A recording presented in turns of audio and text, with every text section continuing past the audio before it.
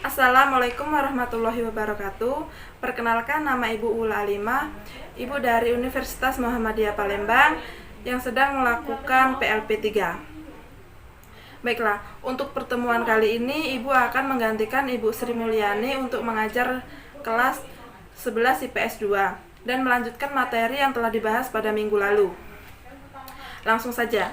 Materi yang akan kita bahas pada hari ini yaitu mengenai masa Renaissance dan merkantilisme. Nah, yang pertama, pengertian Renaissance dan latar belakang.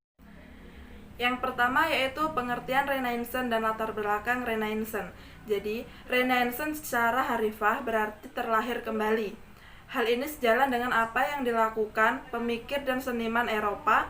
Mereka kembali melihat dan membuka ide-ide lama yang ditinggalkan oleh bangsa Yunani dan Romawi, baik dalam bentuk pemikiran, bangunan, seni, dan karya yang dilakukannya. Renaissance. Selanjutnya, pengertian merkantilisme dan latar belakangnya. Jadi, merkantilisme ini berasal dari bahasa Inggris, yaitu dari kata merchant yang artinya dagang. Nah, merkantilisme ini adalah paham yang ditandai dengan adanya campur tangan dari pemerintah secara ketat dan menyeluruh dengan kehidupan perekonomian guna menumpuk kekayaan logam mulia sebanyak-banyaknya sebagai standar dan ukuran kekayaan yang dimiliki, kesejahteraan dan kekuasaan negara tersebut. Untuk latar belakangnya, latar belakang merkantilisme dapat tumbuh dan berkembang melalui adanya munculnya negara-negara merdeka di Italia, ditetapkan logam mulia sebagai standar ukuran kekayaan suatu negara. Dan dibuka juga jaringan perdagangan, diadakan pelayaran serta eksplorasi ke wilayah-wilayah baru.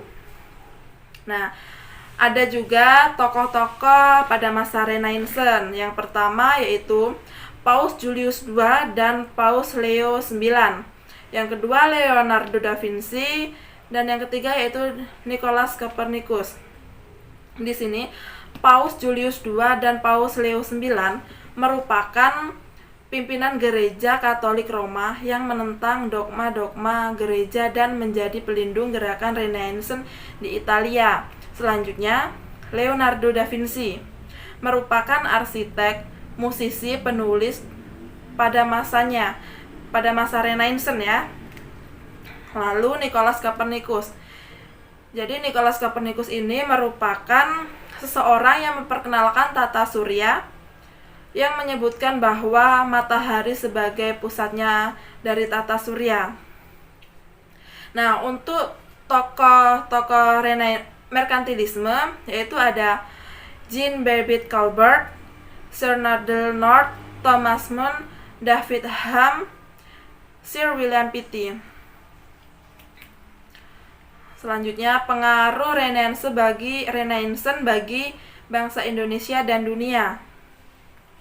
Jadi, pengaruh Renaissance bagi bangsa Indonesia yaitu yang pertama, pengaruh langsung untuk Indonesia. Mungkin tidak karena pada saat itu Renaissance hanya berkembang di wilayah Eropa saja.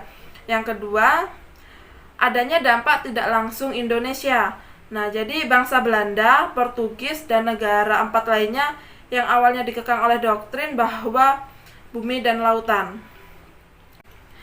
Nah, pengaruh Renaissance bagi dunia. Yang pertama yaitu pada keadaan politik, ekonomi, keadaan sosial, dan keadaan budaya.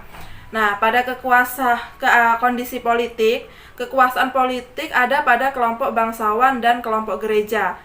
Nah, untuk kondisi ekonomi, berlaku sistem ekonomi tertutup yang menguasai perekonomian hanya golongan penguasa saja.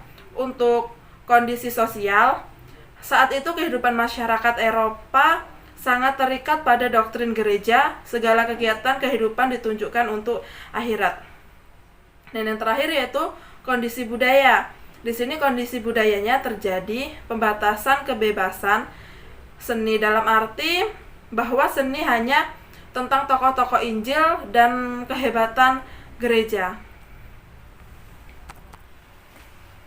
Ya, selanjutnya untuk pengaruh merkantilisme bagi bangsa Indonesia dan bagi dunia. Di sini pengaruh merkantilisme untuk Indonesia sendiri ada 3, yaitu yang pertama, lahirnya kolonialisme dan imperialisme. Yang kedua, aktifnya perdagangan internasional. Lalu yang ketiga, berkembangnya teknologi baru.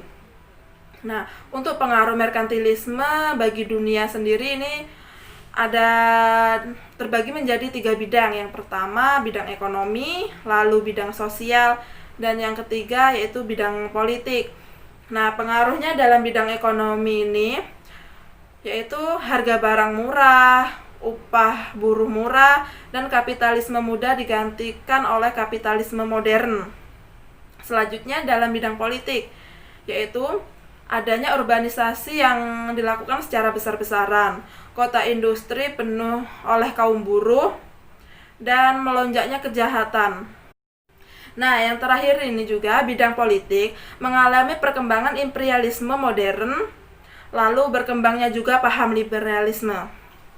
Mungkin itu saja materi yang dapat Ibu sampaikan untuk kalian. Ibu akhiri, wassalamualaikum warahmatullahi wabarakatuh.